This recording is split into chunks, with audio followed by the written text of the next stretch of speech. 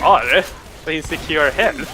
Det står en jävla text här ju. Cautious for insecure helicopter parts. Wait, what? Vart? Här?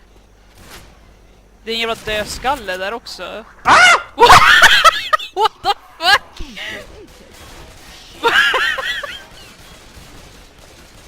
Vad hände ens? Vad hände? Inget, jag bara går och helt plötsligt bara insta-dör jag. Reloading. Propellen, varför är det helikopter som bara... Tänkte jag bara se den snurra så jag bara okej, men jag håller mig borta från det. Död. Det var väl det de menade med bara Caution for insecure helicopter parts. Jag såg ingen text.